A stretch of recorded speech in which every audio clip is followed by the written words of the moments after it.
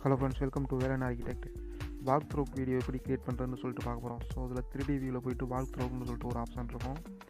அதோட கேமராவோட அந்த ஹைட் நம்ம ஐ ஃபோக்கஸ் வந்து எவ்வளோன்றதை நம்ம செட் பண்ணிக்கலாம். நான் 4 ஆல்ரெடி செட் பண்ணிக்கிறேன். ஸோ ஃபஸ்ட்டு பாயிண்ட் ஸ்டார்ட் பண்ணி அப்படியே கேமரா நம்ம ஃபோக்கஸ் வந்து நம்ம வந்து எங்கெங்கெல்லாம் வேணுமோ ஃபஸ்ட்டு வந்து கேமரா வந்து ஃபஸ்ட்டு செட் பண்ணிக்கிறணும்.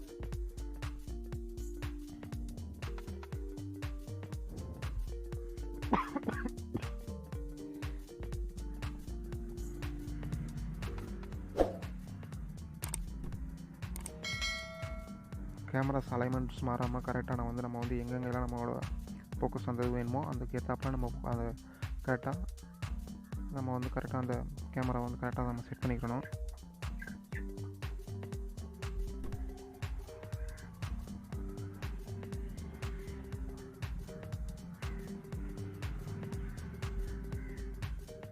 ஃபைனலாக கேமரா செட் பண்ணி முடிச்சோன்னாடி மாடிஃபை கொடுத்துடலாம். ஃபினிஷ் கொடுத்து ஓகே கொடுத்துடலாம். இப்போ போயிட்டு பார்த்தீங்கன்னாக்க இங்கே வந்து ப்ராஜெக்ட் க்ளோஸில் வாக் த்ரூன்னு இருக்கும். வாக் த்ரூக்கோட ஓப்பன் பண்ணிவிட்டு இதை அவுட்ரு ஃப்ரேமை கிளிக் பண்ணிவிட்டு எடிட் போயிட்டு இதில் வந்து நம்பர் 1 கொடுத்துருவோம். ஃபஸ்ட்டு ஃப்ரேம்லேருந்து செட் பண்ணோம்னா இங்கே வந்து பார்த்தீங்கன்னா ஃபேர் கிளிப் ஆக்டிவ் வந்து பார்த்தீங்கன்னா அன்செக் பண்ணிடணும். கண்டிப்பாக வந்து அன்செக் பண்ணிடணும். அன்செக் பண்ணிவிட்டு இப்போ போய்ட்டு ப்ளே பண்ணி பார்க்கணும். ஸோ நமக்கு வந்து அந்த கேமரா வியூ வந்து நம்மளோட இதுக்கு கரெக்டாக செட் ஆகிருக்கா என்னன்றதை நம்ம வந்து இந்த வியூவில் பார்க்கணும். இதில் ஏதாவது அந்த ஹைட்டு அந்த ஃபோக்கஸ் பார்த்து எதுவும் மாறி இருந்துச்சுனாக்க நம்ம வந்து செக்ஷன் வியூ பிளானில் ஓப்பன் பண்ணி நம்ம வந்து அதை வந்து ஆல்ட்ரேஷன் பண்ணணும்.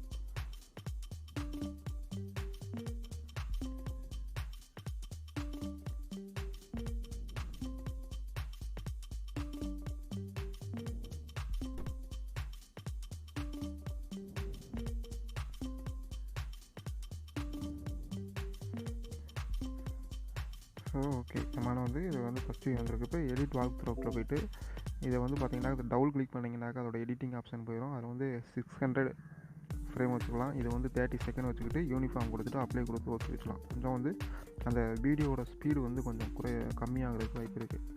இதில் வியூவில் போய்ட்டு டைல் விண்டோ செட் பண்ணிவிட்டு நம்ம வந்து பார்த்திங்கனாக்கா பிளான் வியூவு, அந்த கேமரா வியூவு, செக்ஷன் வியூ 3 வந்து ஓப்பன் பண்ணி வச்சுக்கணும்.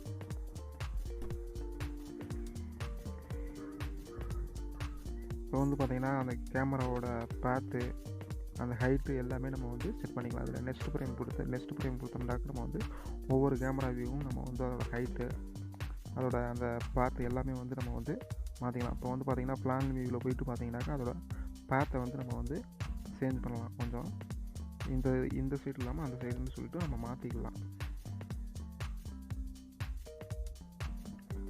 இந்த செக்ஷன் வியூவில் போயிட்டு பார்த்திங்கனாக்கா அந்த ஃபோக்கஸோட அந்த ஹைட்டு அதை வந்து நம்ம வந்து சேஞ்ச் பண்ணோம்னாக்க சேஞ்ச் பண்ணிக்கலாம்.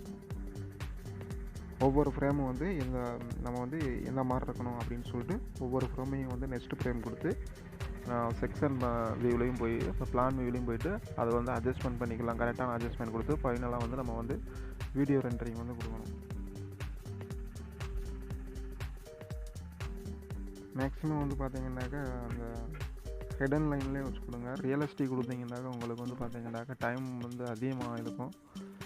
ரெண்டரிங் கொடுக்குறது வந்து பார்த்திங்கனாக்கா டைம் வந்து அதிகமாக இருக்கும். இது மேக்ஸிமம் அதிகமாக வந்து ஹெடன் லைன் கொடுத்தா தான் உங்களுக்கு வந்து ஓரளவுக்கு கரெக்டாக இருக்கும். சொந்தமான வந்து பார்த்திங்கனாக்கா அதோட ஹைட்டு, அதோட பேத்து, இந்த எல்லாத்தையுமே நம்ம வந்து சேஞ்ச் பண்ணிக்கலாம். அந்தந்த வியூவில் போயிட்டு நம்ம போய் சேஞ்ச் பண்ணி பார்த்துக்கலாம்.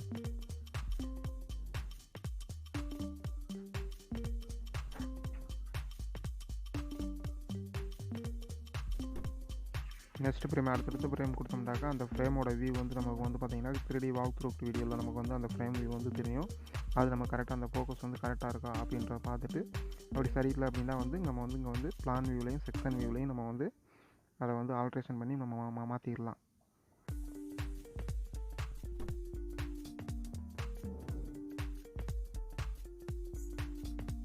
ஃபைனலாக இதை வந்து மேக்ஸிமைஸ் பண்ணிவிட்டு எடிட் வாக் த்ரூ போய்ட்டு ஃப்ரேம் வந்து 1 கொடுத்துட்டு இதை நல்லா ஜூம் பண்ணி வச்சுக்கிடுவோம்.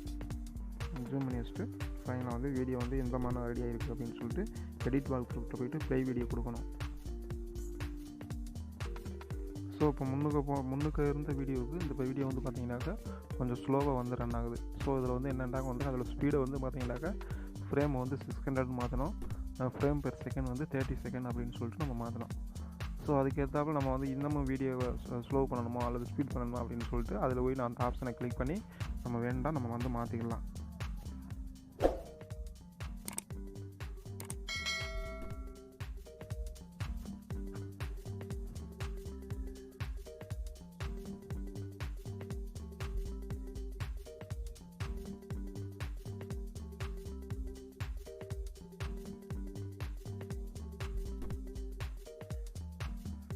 வால்த்ரோவுக்கு பெரும்பாலும் இன்டீரியரில் ஃபர்னிச்சர்ஸு மற்ற அலைன்மெண்ட்ஸ்லாம் எந்த மாதிரி உள்ளே செட் பண்ணியிருக்கோம் அப்படின்றது நம்ம வந்து கிளைண்ட்டை காட்டுறதுக்காக வந்து இந்த வால்த்ரோவுக்கு வந்து நம்ம வந்து கொடுக்குறோம். மற்றபடி கிளியரான ஒரு அப்பியரன்ஸ் வேணால் கூட நமக்கு வந்து பார்த்திங்கனாக்கா இது ஒரு லைன் பை லைனாக நமக்கு தெரிகிறது. இந்த மாதிரி ஒரு வீடியோ க்ரியேட் பண்ணுறது தான் நமக்கு கரெக்டாக இருக்கும். ரியலிஸ்டிக் செட் பண்ணிங்கனாக்கா நமக்கு வந்து வீடியோ ரெண்டரிங் எடுக்குது 1 ஹவருக்கு மேலே ஆகும். அது நம்மளோட சிஸ்டத்தோட ப்ராசஸை பொறுத்து நமக்கு இருக்குது. இதை ஃபைனலாக எக்ஸ்போர்ட் பண்ணுறதுக்கு ஃபைலில் போய்ட்டு எக்ஸ்போர்ட்டில் போய்ட்டு மீடியாவில் போய்ட்டு இதில் வந்துட்டு நம்ம வந்து ரியலிஸ்டிக் செட் பண்ணிக்கலாம். ஹெடன் லைன் வேணால் ஹெடன் லைன் செட் பண்ணலாம். கொடுத்துட்டு இதெல்லாம் டிஃபால்ட்டாக கொடுத்துட்டு ஓகே கொடுத்துட வேண்டாம். ஓகே கொடுத்த முன்னாடி நம்ம எந்த இடத்துல வேணுமோ டெஸ்க்டாப்பில் வேணால் டெஸ்க்டாப்பில் டாக்குமெண்ட் வேணால் டாக்குமெண்ட்டில் சேவ் பண்ணிக்கலாம். இதில் வந்து மைக்ரோசாஃப்ட் வீடியோ கொடுத்துட்டு கம்ப்ரஸர் குவாலிட்டி வந்து 80 to 85 அந்த மாதிரி ரேஞ்சில் நம்ம கொடுத்துக்கலாம். ஃபைனலாக கொடுத்துட்டு ஓகே கொடுத்தோம்.